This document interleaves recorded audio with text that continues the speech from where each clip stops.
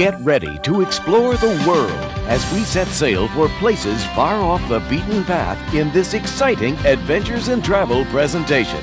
Visit some of the most fascinating destinations in the world and take part in activities that are far beyond the ordinary tourist routine. You'll be thrilled as we bike, sail, dive, trek, and climb to really experience the world and its cultures. For an unparalleled vacation, let's join our Passport to Adventure hosts, Julie Conover and Mark Jennings.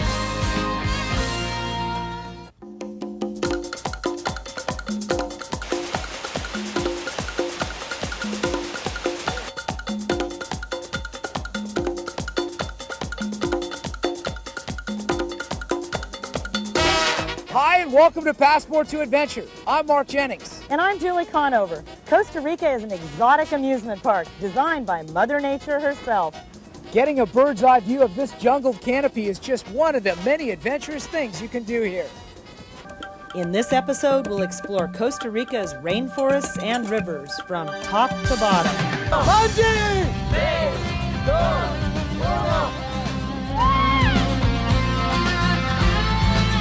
Kayakers and river rafters have been flocking to Costa Rica from all over the globe. They've been drawn here by the scenic beauty and the challenging whitewater, which ranks among the world's best. We'll take you to the ultimate jungle paradise and let your spirit run free.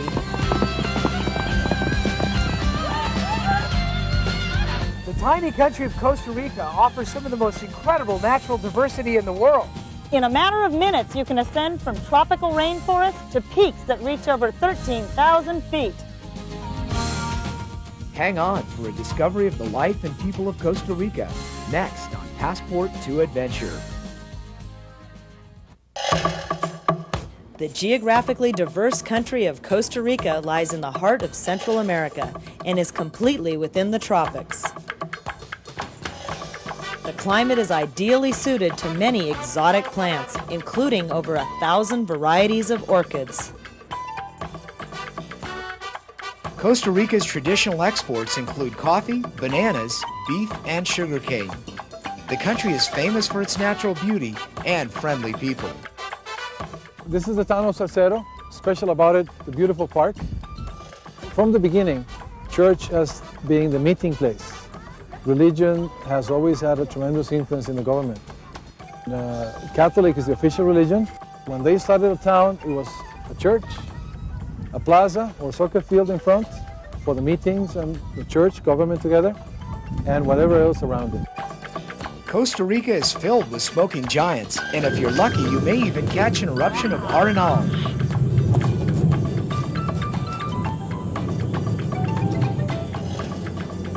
The heat from this active volcano creates relaxing thermal springs.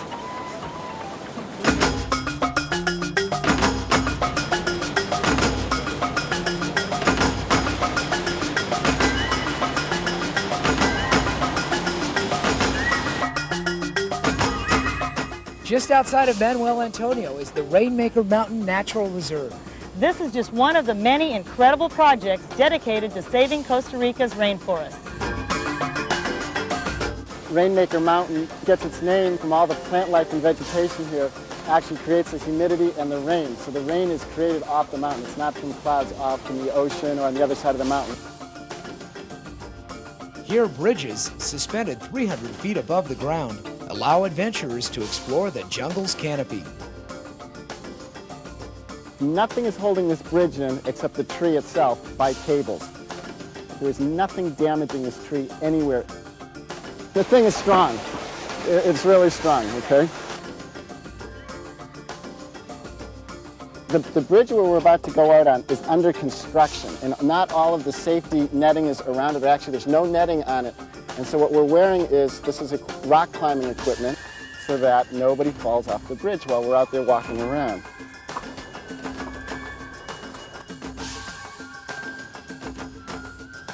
Your right hand, but you got to reach under here first. Yeah, you got it. The project is to preserve this part of the rainforest. We have 5,000 acres here. The area is actually what we call a land bridge for animals. For example, if all the monkeys and animals in Manuel Antonio could not migrate, they would basically have genetic problems down the road from not being able to migrate and have a bigger gene pool. And we need the trees to help clean the air, so that's an important aspect of this project. The cows, in my estimation, are the biggest source of danger to the rainforest here in Costa Rica. The people are cutting it down so they can have grazing land to sell cattle. The solution is what is known as sustainable development. You've got to come up with something for these people to earn money other than cutting down the rainforest, selling wood, and having grazing land.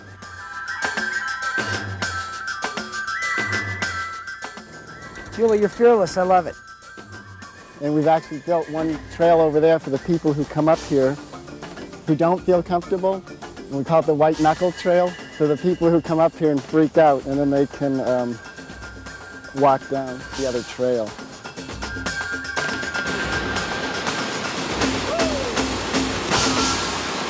Tim showed us where the loofah comes from, a product many of you have probably used in your shower. This is a sustainable development project. In other words, the people here now, instead of cutting down trees to sell the wood or for grazing land, they grow loofahs and then they sell those. And they're able to grow about 12,000 of these a month. It's a lot of them, a lot of loofahs. And most people think these come out of the ocean, but they don't. They actually grow exactly like a cucumber, and the people here skin them and soak them in water, and then they take the pulp out of it, and you end up with this. If you've ever fantasized about living in a thatched hut, secluded in the jungle, this could be your spot. This private compound, known as Cocos del Paraíso, sits on the shores of the Rio Savegre, or Savage River. It's a self-contained, unhurried paradise. I believe that this is a great place to come because of the fact that we have a lot of waterfalls around here. We have hiking trails that go to different waterfall areas. You're actually liable to get a glimpse of something very special in this area. Oh, the water feels great.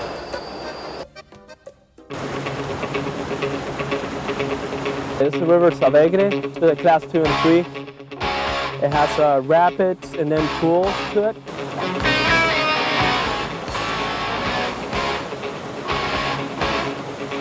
Right now we're bringing the duckies. They're 2-man kayaks. They're a lot of fun. It's a good challenge. So I'll show you the way, which way to go. If you get stuck, I'll help you out.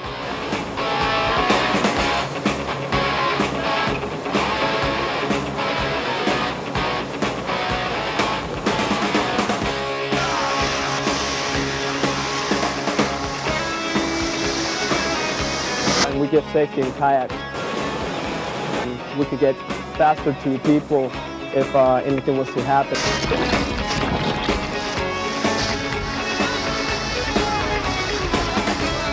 We do a lot of maneuvers that you could never do in one of the duckies.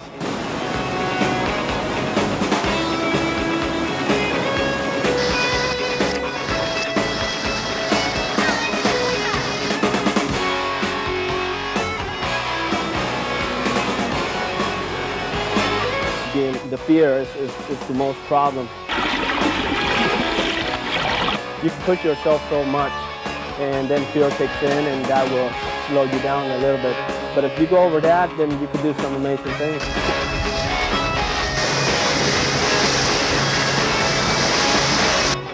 It's the nature. I mean, it's so beautiful. Real clean water, it's all jungle.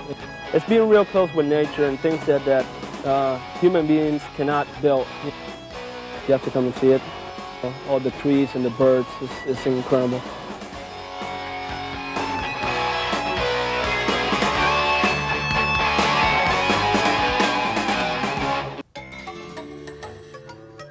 Some of the most fascinating terrain and villages in Costa Rica can't be reached by car.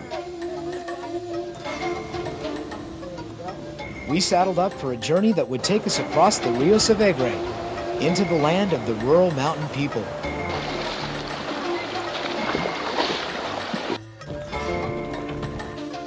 This is a tree fern. This is one of the oldest type plants that we have here in Costa Rica. Dates back to prehistoric times, to the Jurassic period.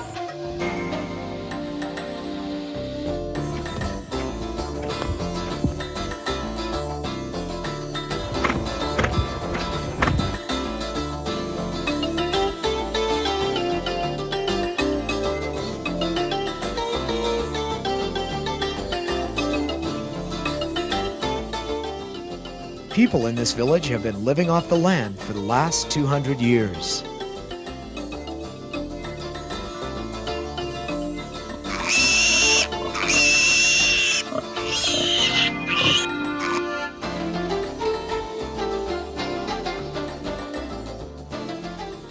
At the tiny one-room schoolhouse, we were amazed to find curious children neatly dressed in uniforms.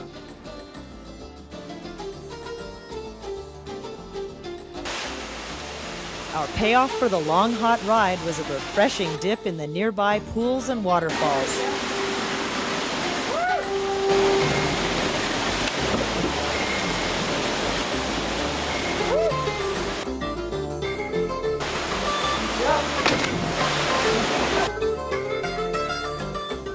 Heading back, we had a chance to reflect on our journey and the rare and beautiful life that exists beyond the roadways in Costa Rica.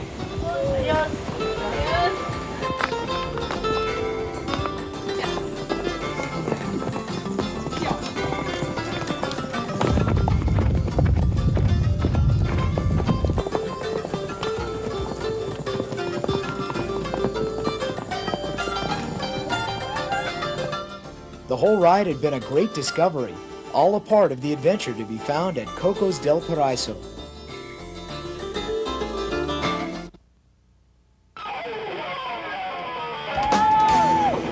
My company is Tropical Bungee, and we have been working in this bridge since 4 years ago. If there's no scare, there's no fun. The idea here is to be as scared as you ever been. You're bungee jumping for the first time, is that right? And how you feel right now? I'm scared. Here, adventure seekers can free fall 260 feet. Where are you from? Norway, And what's making you decide to want to bungee? the rush. 5, 4, 3, 2, 1.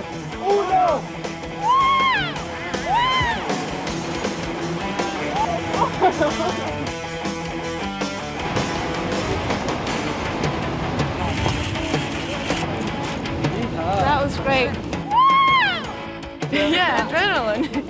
I hear that they're considering making this an Olympic event. What do you think about that idea? Well, I think it's a nice idea because many people get really afraid of bungee because they don't know what is it. This is not as dangerous as it looks. Something that always helps is to scream. If you want to scream, scream as much as you want. Okay. Okay? Okay. Ready?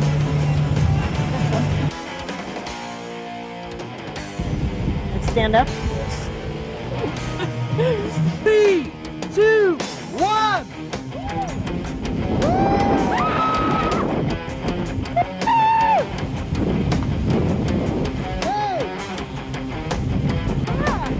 That's the scariest part.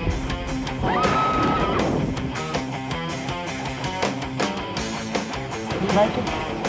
Yeah, hanging upside down there for a while. Is it still as exciting to you as the first time? Well, the difference is that now I know what I'm doing. Just a second, what are you going to do now? Okay, now I'm gonna use the trampoline one side of the bridge.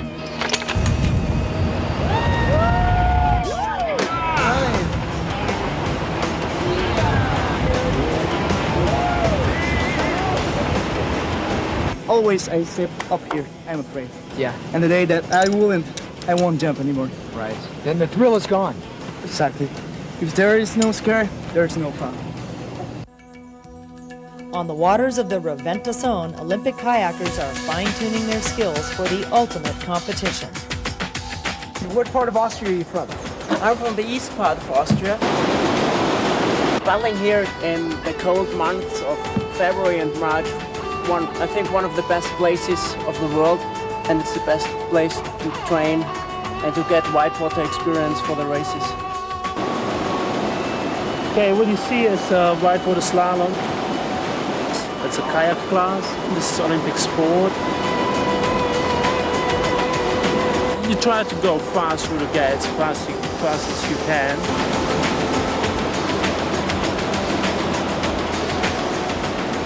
You try not to touch them because each touch costs you 5-second penalties.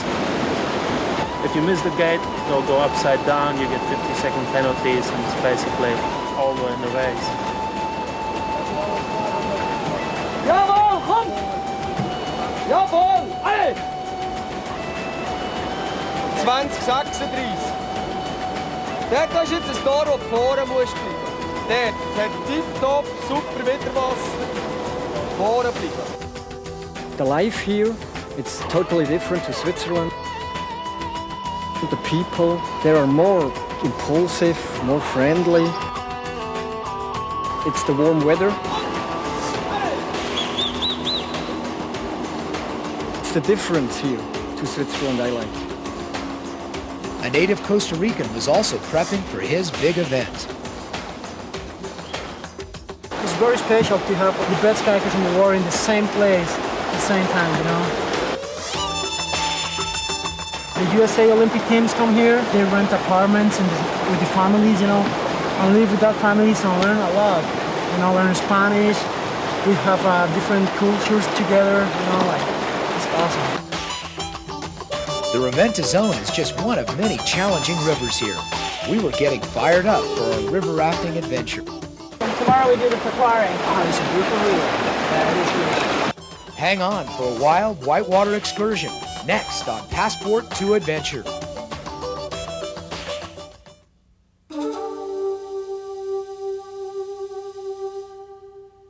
Hi, my name is Tori. I'll be your guide today with Rios Tropicales.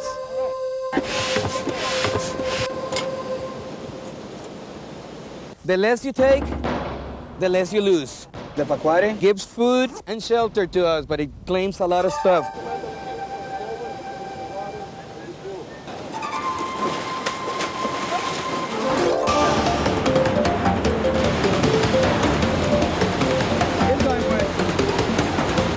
The Pequare is considered the quintessential tropical river, offering some of the best whitewater in the world. Its rugged gorges are densely vegetated and home to jaguars, ocelots, and monkeys. This 18-mile stretch is an exhilarating workout for rafters and guides. I don't know, it's just a very healthy environment over here. You can do healthy stuff in the city, but never like this. And get people involved in a team-oriented effort like you guys are doing today. It's not easy, and it's very challenging for all of us every day. And just to let you guys know my country this way, it's fun. It's a new experience for you. It's a new experience for me every day because you got new people all the time. But we're here to have fun and paddle. Let's go forward, you guys. All together. Time you're gonna earn it.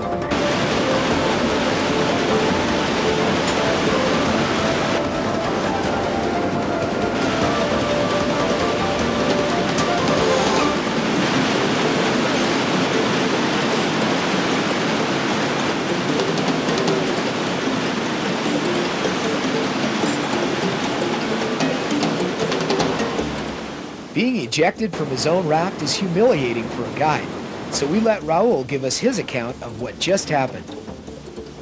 Yeah, we didn't have power enough, so we went against the rock, we did a high side, and that's it. Happens. Midway down the river, you'll find the Jungle Lodge and a chance to catch your breath before the home stretch. I just got done drinking about a gallon of water, river water that is, and it's been a lot of fun. I'd recommend it to everybody. Here, guests can spend an unforgettable night in the jungle. It's definitely the type of place for people coming to look for adventure. It's the best. A natural skylight complements the tiki hut, where you can have lunch and savor the experience. Was it scary at all for you guys at any point in time? Yeah, I thought I was gonna flip over. What was your favorite part of the experience? Well, when you're just going right into the water and you see it just splashing up, you know you're about to go in, and you don't, which is amazing. After lunch, you still have the grand finale to look forward to. What's the best part? About to come. We have one of the most difficult rapids ahead of us. It's got a lot of dynamics in it. It's called Cimarron, and that's where most of the people fall out on the stretch.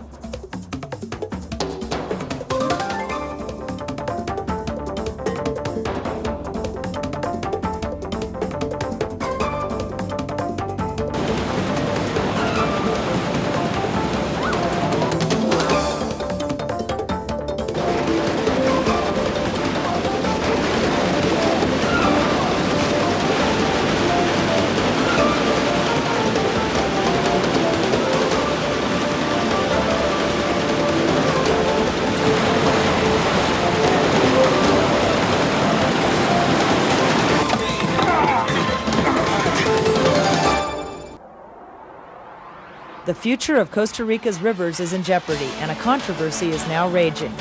Grassroots organizations have formed to fight the construction of dams which would provide hydroelectric power. We are working with the power company to look for alternative sources, so energy like geothermic, wind power, solar energy. We have all those here in Costa Rica. In order not to have these placed dams, okay?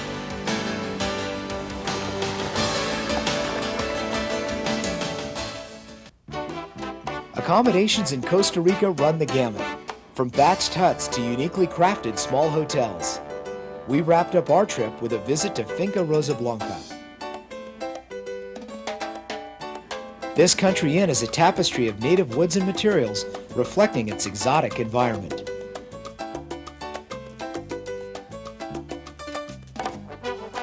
Inside the tower is a fantasy master suite, adorned with hand-painted murals.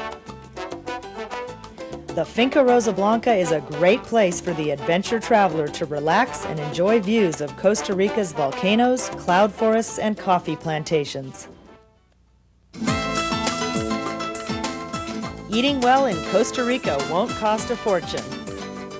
At the Seaside Fiesta at Tulemar, you can sample a local chef's exotic specialties. So what are you making here? This is red snapper, wrapped in banana leaves with some herbs. Chalupa is a corn tortilla, a layer of beans, a layer of chicken, and an avocado sauce on top. In the coastal areas, fresh seafood is always on hand, along with the local favorites. Frijoles con chorizo. Good. Smells like chili. Kind of like a chile, a Costa Rican chile, see? At the Poch Hotel, high above Turrialba and the Rio Reventazón, you can rent a simple bungalow and enjoy another Costa Rican favorite, casado. Casado is a well-balanced family-style meal consisting of rice, beans, fried plantain, squash, tortillas, and beef. Costa Rican food is full of flavor, but not as spicy as you might expect.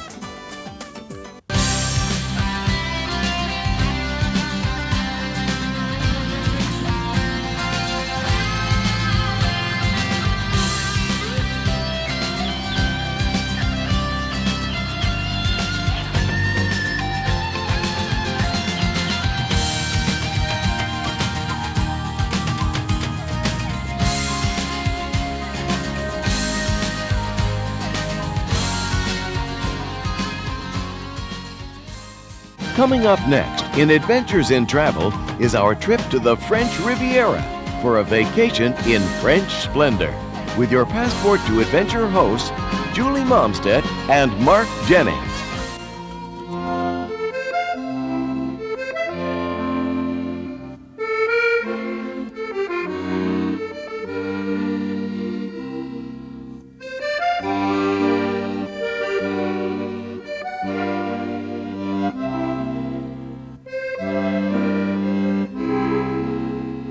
Hi, and welcome to Passport to Adventure. I'm Mark Jennings. And I'm Julie Momstead. The French Riviera thrives on its reputation as an international playground for the rich and famous. Well, it certainly has its share of ritz and glitz, but if you get off the beaten path, you just might be surprised. Just a few minutes from the coast, you can jump into a four-wheel drive and escape the crowds to a completely different landscape. In this episode, we'll also take you to the Camargue, renowned for its wild horses and real-life cowboys. Then head to the Riviera's Provence Alps. Here in the French Riviera, hang gliding is a very popular sport, and I'm about to find out just how safe it is. We'll soar through the Calanques near Cassis and meet up with hardcore rock climbers in a quest for the summit. Then it's off to the hill towns. Here, the lifestyle hasn't changed much through time. These hidden villages offer a true taste of what lies beyond the French Riviera and a seldom-seen perspective of the Côte d'Azur. It all happens next on Passport to Adventure. Provence and the Côte d'Azur lie in the southernmost part of France, nestled between Spain and Italy. This region is filled with ostentatious wealth, Yet beyond the mountains of the Riviera, a new discovery awaits. The Ritzy-Gitsy is from Cannes to Menton. It's right on the coast. 5 miles, you pass the mountain, and then you are with the rural village and people. Total different feeling. 12 to 4, taking a nap. Stores are closed. Don't try to find a pack of cigarettes or anything. There's nothing. What you will find is an area filled with history, dating back to Roman times, and people living a simple, unhurried life. In the southwestern corner of France, near the Roman town of Arles, lies a region known as the Camargue. This area is famous for its wild horses and livestock, which graze on a marshy natural reserve covering 820 square miles. People from the Camargue have long been thought of as the gypsies of France, living with their horses on the open plain. Each morning in the summer, the horses are brought in from pasture, herded into the stables by a family that has carried on this tradition for generations. Here, everyone lives in harmony with nature. It's a way to live wild. They live always wild. Here we just ride the stallions. All the females are living all their life in the nature, just for reproduction. Here, the little cowboys will grow up to compete in the arena with the bulls in annual competitions held throughout the Camargue. In the arena, we get different type of bullfights. We get Spanish, we get Camarguan. Here you can see the Camarguan bulls. The Camarguan bulls are smaller and faster than those used in the ring in Spain and are considered local heroes. They'll always live to fight another day. After a hard day's work, the horses return home to the wild.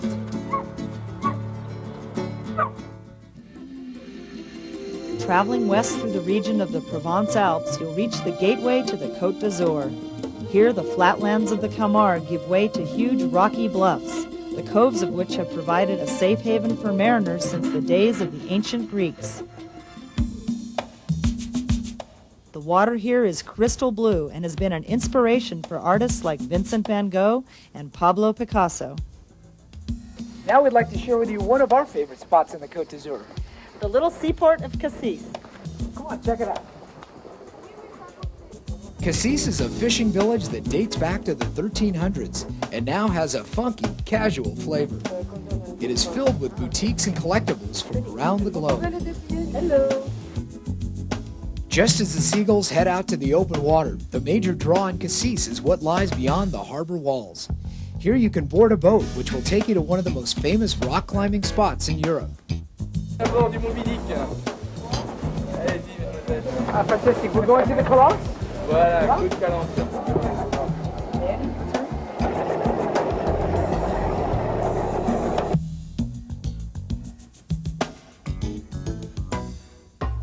Passing the old walled city, you'll see white limestone cliffs, a classic seascape of the region. From the water, you'll also catch the highest cliff in the Mediterranean, Cap Canaille, which plummets 1,300 feet into the sea. Heading east along the shoreline, you'll pass some incredible rock formations carved out by the sea some 2 million years ago. Our journey would take us along the Calanques. What does Calanque mean? In English, fjord. These fjords are reminiscent of those found in Norway with towering rock formations.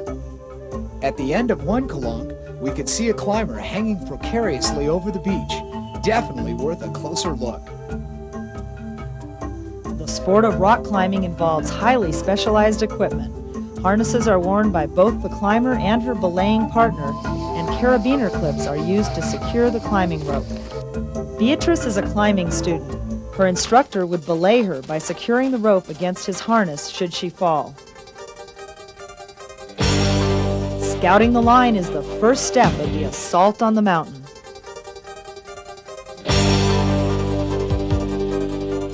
Rubber climbing shoes act as a second skin against the rock.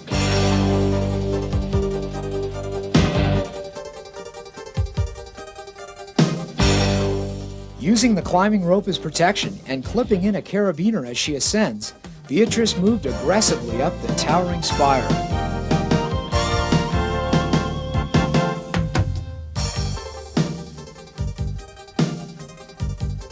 With her powerful legs providing the vertical thrust, Beatrice fought her way up to the next ledge.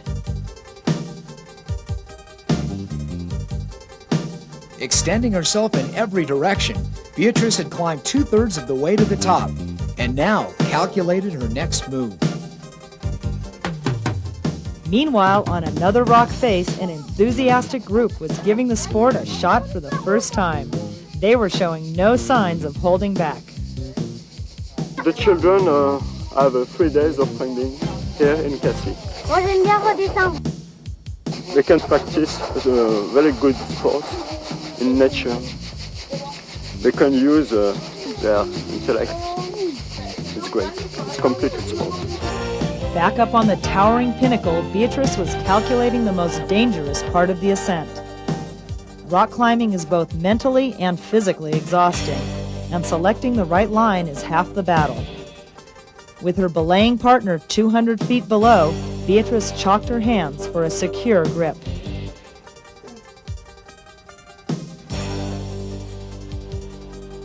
Dancing through the rope with cat-like grace, she clawed her way to the top. A final lunge brought her to the last ledge, and Beatrice had accomplished her goal, climbing the spire that had looked so intimidating just hours before.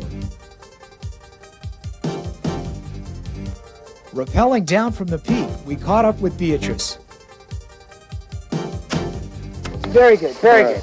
Scale's amazing. I mean, I could never even think of going up that high. Le contact avec la paroi, avec la roche, réfléchir, Voilà. calme. The Clonks attract climbers from all over Europe. We met up with a couple of hardcore enthusiasts from Italy's Dolomite Mountains. I like this because I like climb and I like swimming in this mare in Italian. È molto selvaggio e il mare è fantastico. Others are drawn to the Clonks by the scenery. I think it's beautiful and the water is so clear and clean and you can't find many places like that in France. Since the Calanques can only be reached by boat or a rigorous hike, they remain one of the hidden gems of the Côte d'Azur.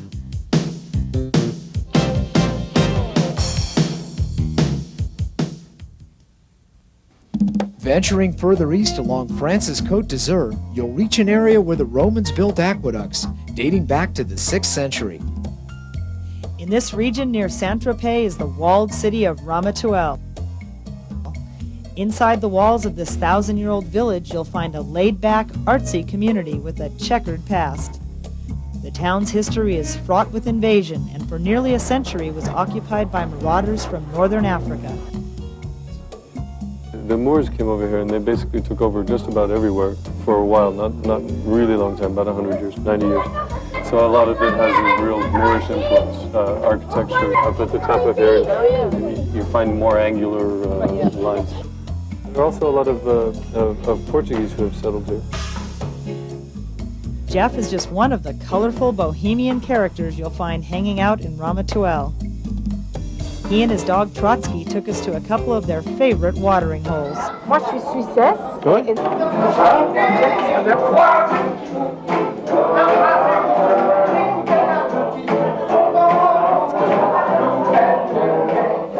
The Fariolette restaurant has a character that reflects the town's eclectic feel. Kind of like a hippie restaurant. It's a little more relaxed than your normal everyday fare. The Fariolette is run by Alex and her partner Jean-Marc. What do you want? I speak French? The first time. Okay, encore. They take great pride in their homemade pasta. The second time. Okay, deuxième temps. You know the fabrication of the pasta. It's good. It's good, but I don't think it's fresh enough. Ah, fantastic.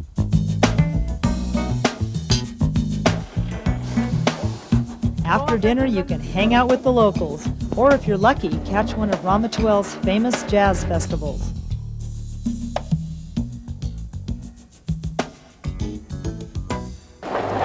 The next morning, we whet our appetite for a new discovery, heading further east along the Côte d'Azur to the seaport of Antibes. This chic little enclave was founded by the Greeks in the 5th century BC and is now one of the hot vacation spots in the Mediterranean. Antibes would become our launching point as we headed inland from the coast to the Provence Alps. Within a matter of miles, the road ascends dramatically to a region filled with pinnacles and waterfalls.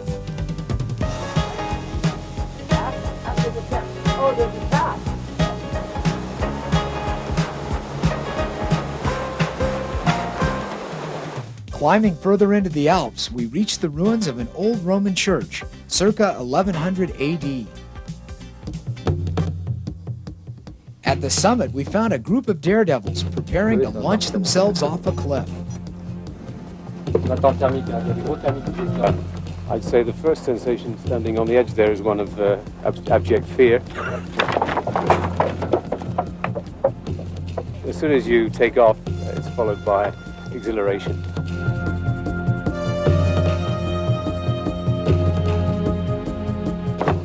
Fantastic sensation of freedom. You can go wherever you want.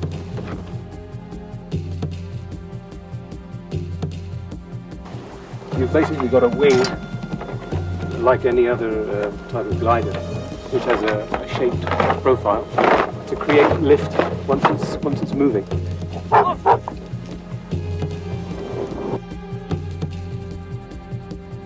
You steer it by moving your weight from one side to the other.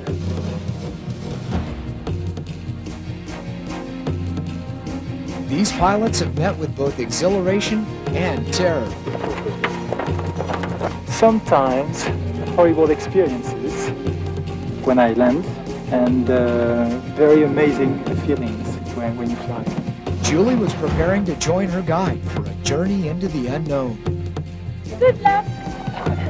I think once I get in the air, I'll relax and enjoy it. The takeoff looks awfully scary to me.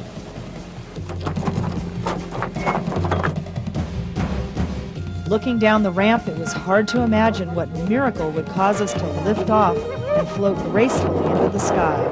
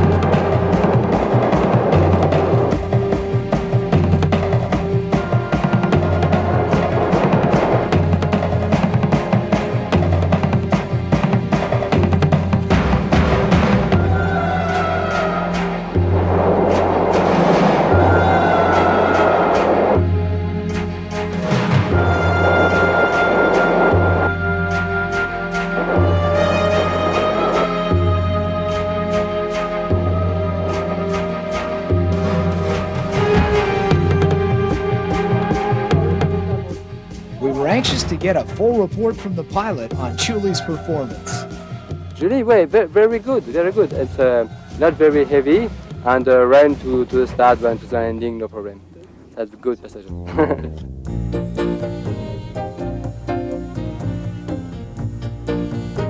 This area is the right place. Why? Because it's so unique. It's so different from the areas we have seen before. And it's adventurous. It's just great. I think it's really a contrast between the Côte d'Azur, where everything is overcrowded, really overcrowded, yeah. And here it's so lonely, and it's really fantastic. It's obviously a great thing for a romantic couple like that. Yeah. Romantic. The villages are a full palette of pastel colors. They are picturesque, they're like painted. The colors, the rosé, the yellow, the white, the colors are different. We have never seen before. The colors she describes are captured in these high villages like Gourdon. The French call these walled mountaintop hamlets nids d'eagles, or literally translated, eagle's nests. These fortress walls would become a bastion for fighting off invaders.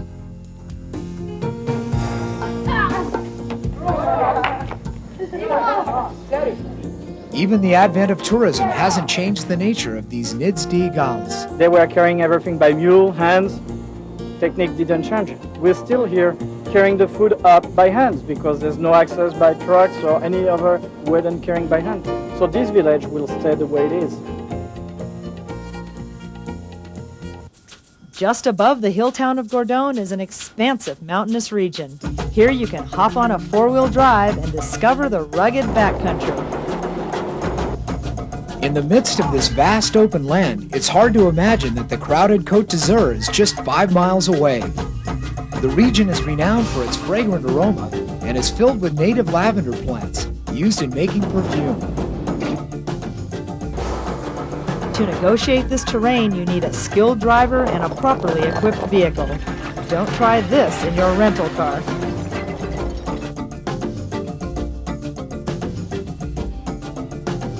The Provence Alps seem to stretch on forever as the range hovers over the coastal region. In all, the area is over 200 kilometers or 120 miles in length. A four-wheel drive excursion is a great way to get an eagle's eye view of this stunning region. Tucked away in a tiny pocket of the Côte d'Azur is Villefranche-sur-Mer, surrounded by a 15th century citadel. This picturesque village is filled with vibrant colors and is a festive spot that offers a great feel of old France. Villefranche is built around a natural harbor where fishermen still supply the local markets and restaurants. From the waterfront, you can head up to the old village through the Rue Obscure, which winds its way to the heart of this Renaissance town. In the early morning hours, one gets a sense of the unhurried pace in this idyllic seaside village.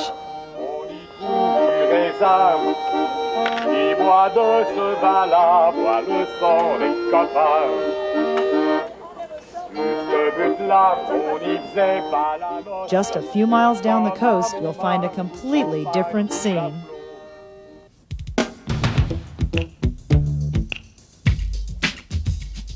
After all, you can't leave the Riviera without experiencing a little of the ritz and glitz.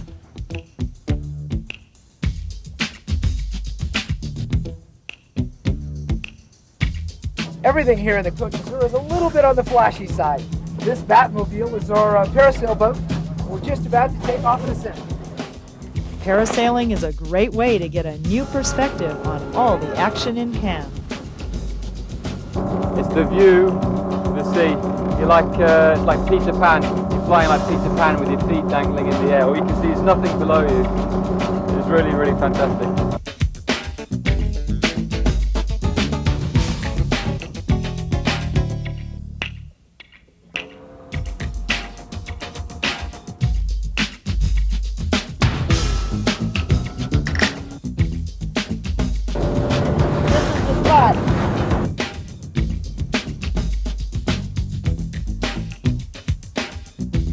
Ah, fantastic. The best part was flying over all those boats. What an exhilarating feeling.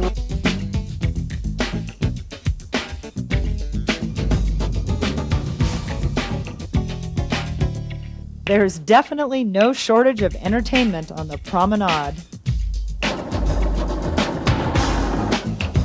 Were you filming? In the heart of the Côte d'Azur is the historic village of Ez, perched on a mountaintop 1,400 feet above the sea.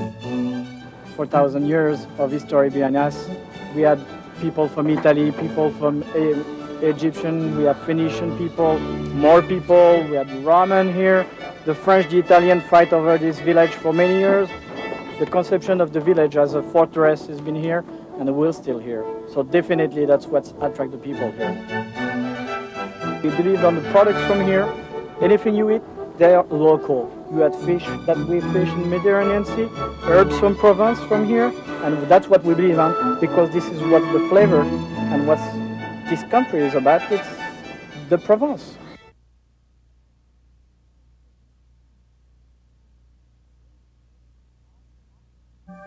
For all the Passport to Adventure team, thanks for joining us, and we'll look forward to seeing you from another corner of the globe. European air transportation provided by Sky Tours. America's discount ticket outlet for over 20 years.